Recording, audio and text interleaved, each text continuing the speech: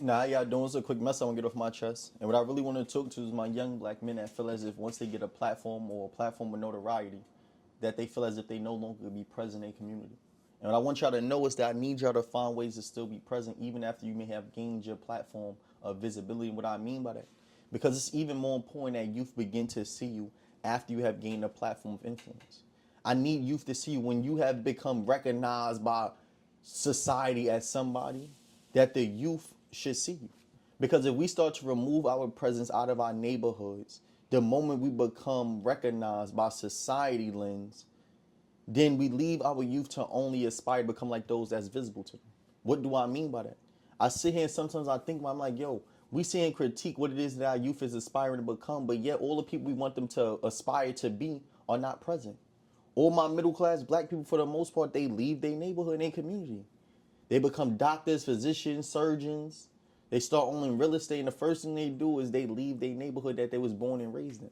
And one of my mentors put it this way, and I wanted to make sure I articulated it the same way because I feel like he said it perfectly. He said the goal ought not to be to make it out of your community, but to make your community a place that you don't feel like you have to leave in the first place. I thought that was a ball. And that's a message I want to get across to y'all, is that I want us to start working on ways to make our community a place where we don't feel like we even need to leave in the first place. You shouldn't have this thing of make it out. There's some ethnicities, races, demographics, ethnic groups, religious groups that born and raised in the neighborhood and own the neighborhood. The goal was never to make it out. Their children was raised in the same household. Their grandmothers in that same household. Their lineage, their family lineage, all was raised in that same property. And they went on to own more property in the same area, but the goal was never to leave the neighborhood. And I don't want us to start normalize certain things amongst ourselves when it comes to this we gotta make it out, or what does it mean to make it out, right? And I think about even when it comes to our leaders, those that we recognize in history to be those that led this nation, or led black people to a particular goal in place, or in time. And what do I mean by that? I'm saying, like, I think about Malcolm X. Most people say, oh, well, I see a lot of people today saying, oh, I'd have been with Malcolm X over Martin. You know, they always want to do this comparative analysis. And they're like, I'd have been with Martin. I was standing on business. And I say, and I think, I'm like, nah, you wouldn't. Because one of the things we fail to recognize or acknowledge that Malcolm X was still present. Malcolm X being 125th at the mosque as a minister right now preaching. He'd go speak at the UN and come back. He'd be with Fidel Castro before he went to the UN and be right back in Harlem on the corner speaking. And I sit back and look at our time period. I'm like, a lot of people, I don't know why we starting to think that leaders come with people that only have a digital platform. And that's not present. And we even normalize these sayings that, like, you know, at the like your value goes up when you're less accessible. And I'm thinking, like, I'm not understanding that. Because my leaders, or the people that I deem to be my leaders and those that I aspire to be like, were present. I look at Louis Farrakhan, he was present. Martin Luther King was present. If we want to use him, he was present. Kwame Ture, or they call Stoli Carmichael, he was present. Maya Angelou was a professor, she was present. I'm thinking, like, when we obtain our platforms, definitely as black people, we have a charge and a responsibility to our community. And that's to make sure that after we gain this recognition, this notoriety, even when we gain some form of education, that we use that education to come back. I even thought about this. I'm like, yo, we sit here and we look down on the black people that went to these colleges, even Ivy League schools, and didn't go on a corporate but came back to their community. We look down upon them. It's like, what are they doing with their life now? It's like they a teacher. He went to Yale. All he did was become a teacher. He went to Yale. All he did was open up a restaurant. It's like, nah, why is it that we normalize that after we obtain a form of education or some access to certain resource, that we normalize that success look like getting access and then leaving? I want to encourage everybody that go to these schools, that get these degrees, that learn something new. The first thing you also do is find ways to use the information that you have obtained to come back to your neighborhood. That's point blank, period. Like, I need us to find that, and then we need to normalize that as to be success.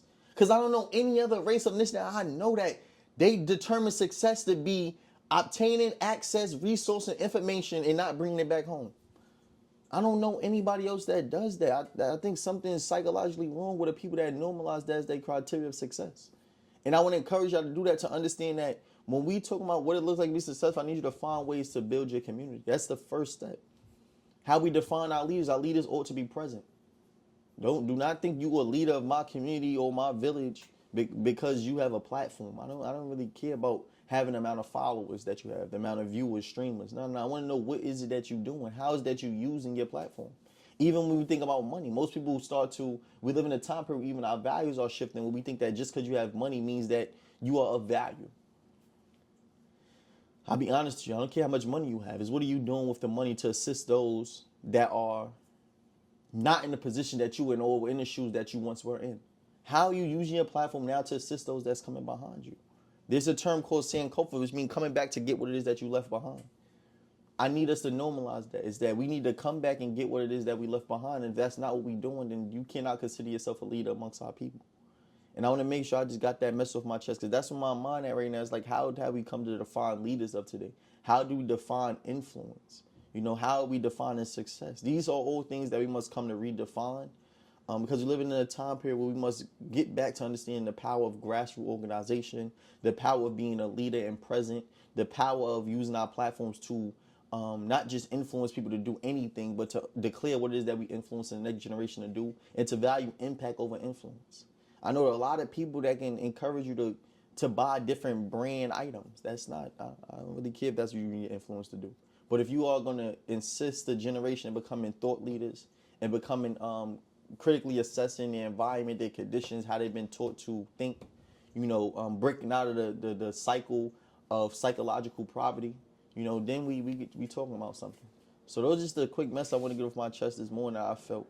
And let's share, comment, let's leave some reactions here, and we're going to continue to build, but that's the voice, and let's continue. I got some more videos that I need to upload, and I got to get off my chest just about how I'm assessing what's going on in the world. And I believe it's important that those that have a lens, that have a form of education, that you start to speak, because it's important that the village that has the knowledge don't remain invisible, or we allow the blind to be led by the blind. God sent blind guiders, guides that are meant to lead the blind, and I need us to start playing our role, which is leading. Use your information to lead people into the right direction. For even in the Bible, it says those that led people astray will get more condemnation than those that went astray. Because some people went astray, but those that led them that way, oh yeah, you gonna get more condemnation. So let's continue to use our platforms to build and use our knowledge to assist and guide in the blind. But love y'all, that's voice. When I encourage us all to use the power of our voice in our platforms, let's do it.